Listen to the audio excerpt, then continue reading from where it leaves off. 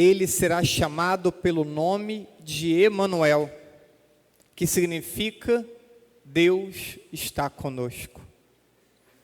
Nesta semana que antecede o nascimento de Jesus, do dia 17 até o dia 24, a liturgia da palavra de cada dia nos prepara de modo muito especial para esse grande momento do Natal. Aqueles que têm o hábito de acompanhar a leitura diária desses textos bíblicos que a igreja separa para cada dia, então fazem um percurso. E é esse percurso que eu quero poder partilhar com vocês.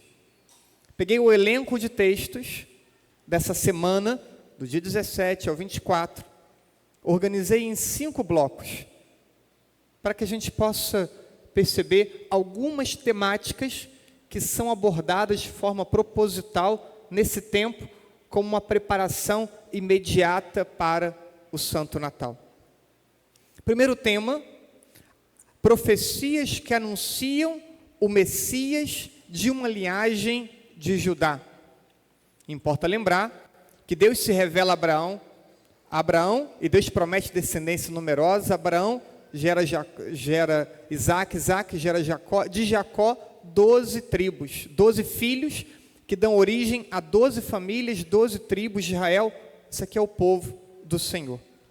Uma dessas tribos chama-se Judá, que era o nome de um dos filhos de Jacó.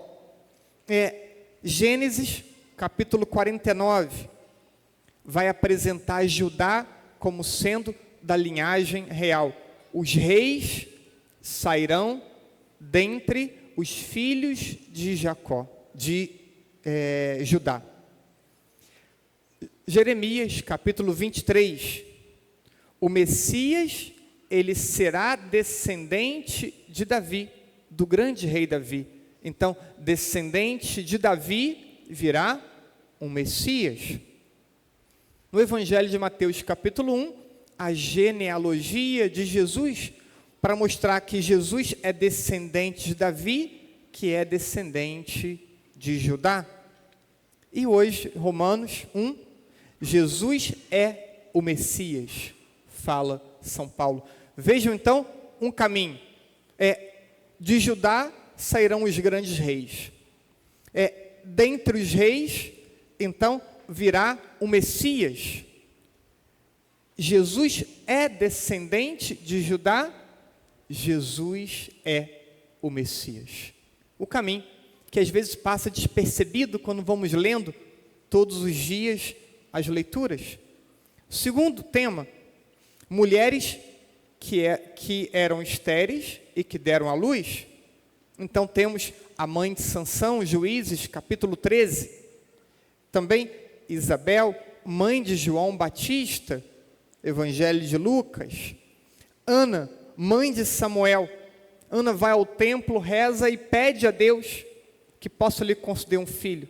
Nasce Samuel e ela o consagra a Deus para o serviço do templo. 1 Samuel, capítulo 1. Então, por quê?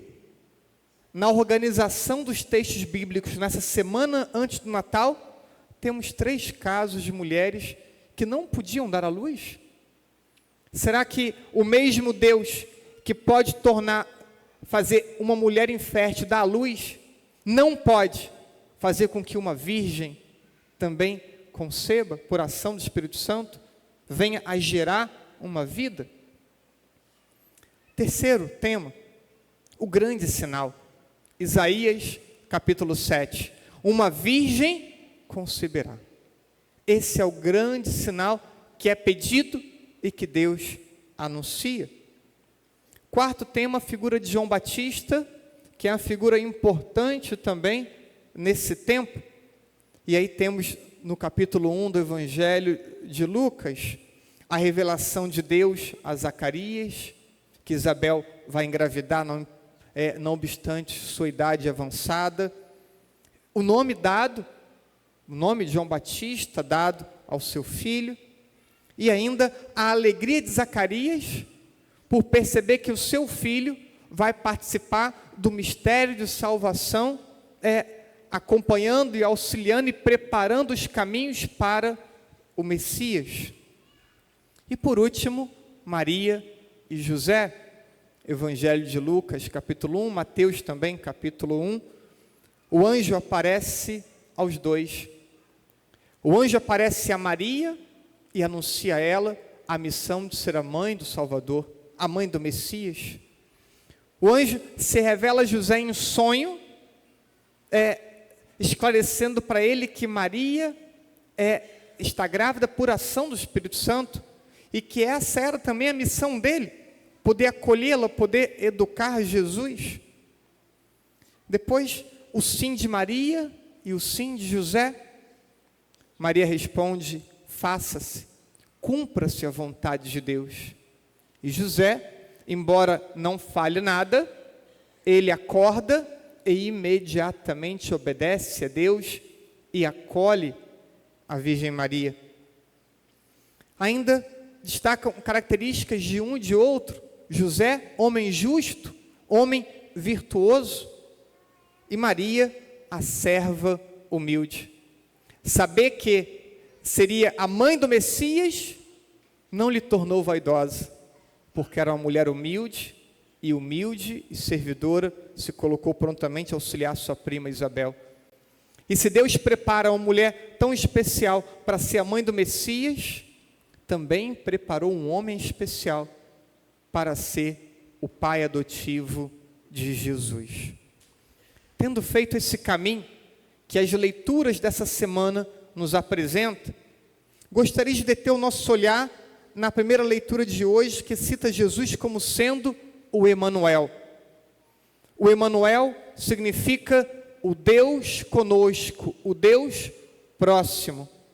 E gostaria de deter nosso olhar sobre essa temática, porque considero que esse é um tema muito importante para a nossa vida religiosa. E eu já tratei esse tema outras vezes ao longo desse ano. Mas importa sempre retornar a essa temática, porque passamos por vários momentos na vida em que nos sentimos só, em que temos a percepção de que pessoas que queríamos que estivessem à nossa volta não estão, que não nos compreende, até mesmo Deus. Temos algumas vezes na vida a percepção de que Deus está distante. Passamos por situações difíceis e a solução não vem da forma como queremos, da forma como pedimos a Deus, e pensamos que Deus se nega, que Deus vira as costas para nós. Quantas vezes humanamente temos essa impressão ou esse sentimento? Por isso importa refletir muitas vezes. Jesus é o Emanuel. Ele é o Deus próximo, o Deus conosco. O Deus que nos acompanha, que estará sempre ao nosso lado, e não só ao nosso lado, mas estará conosco. Durante a vida pública de Jesus, várias vezes ele destacou essa ideia da proximidade de Deus. Eu queria citar mais algumas passagens bíblicas que evidenciam a proximidade de Deus. Mateus 28, estarei convosco todos os dias. João 15, eu não vos chamo de servos, vos chamo de amigos. A ideia de Jesus falando que somos amigos traz consigo ideia de proximidade, de confiança, de confidência, de ajuda. Filipenses capítulo 4, fiquem alegres, porque o Senhor está próximo. 2 Coríntios capítulo 13, o Deus de amor e de paz estará sempre convosco, sempre. João capítulo 6, quem come a minha carne, bebe o meu sangue, permanece em mim e eu nele. Todo aquele que recebe Jesus eucarístico de forma preparada, de forma coerente, então entra numa dinâmica de profunda intimidade com Deus, Ele mesmo diz isso: quem come minha carne, bebe meu sangue, permanece em mim e eu nele. João capítulo 14, aquele que amá-lo e guardar sua palavra, então o Pai e eu viremos e faremos nele nossa morada. Então, o esforço de guardar a palavra, de amar a Deus, de corresponder ao amor de Deus, nos possibilita sermos habitados por Deus. É verdade que o Senhor está próximo, vimos isso nos textos, mas também é verdade que precisamos buscá-lo, criar condições para que possamos ter um encontro com Deus, mas não só o encontro, criarmos condições para que possamos permanecer com Deus. Alguns de nós, quero imaginar, que já tivemos encontros com Deus, mas não basta vivermos de lembranças de momentos que passaram. Esse encontro com Deus precisa acontecer todos os dias. Portanto, todos os dias precisamos buscar o Senhor. Texto de 2 Crônicas, capítulo 15, é muito expressivo quanto a isso. O Senhor está convosco enquanto vós estáis com Ele. Veja, alguns têm a ideia de que estou sempre com Deus, Deus está sempre comigo. Uma ideia genérica, superficial e incoerente. Desculpe. É verdade que Deus, de alguma forma, Ele é onipresente, Ele está conosco. É verdade que Ele nos auxilia, mas é preciso que o busquemos, para que essa experiência seja mais intensa e mais fecunda. Então, quando nós pecamos, por exemplo, rompemos com Deus, porque Deus não está onde está o pecado. Nos ensina a Imaculada Conceição. Deus cria uma mulher, lhe concede o privilégio de nascer sem a mancha do pecado, única criatura humana que nasce sem a mancha do pecado original, porque Jesus não poderia ser gerado em um ventre marcado pelo pecado. E aí vem um monte de gente dizendo: não, eu estou com Deus, Deus está comigo. Parece que não importa o que façamos, Deus estará sempre conosco. Não é verdade. Não é isso que ensina a Sagrada Escritura. O Senhor está convosco enquanto vós estáis com Ele. Enquanto temos esforço de estar com Deus, enquanto temos esforço de criar condições para encontrá-lo. Continua o texto. Se o buscardes, o achareis. Ele se deixa encontrar por todos aqueles que o buscam. E termina o versículo: porém, se o deixardes, ele vos deixará. Deixá-lo é nos afastarmos dele pelo pecado.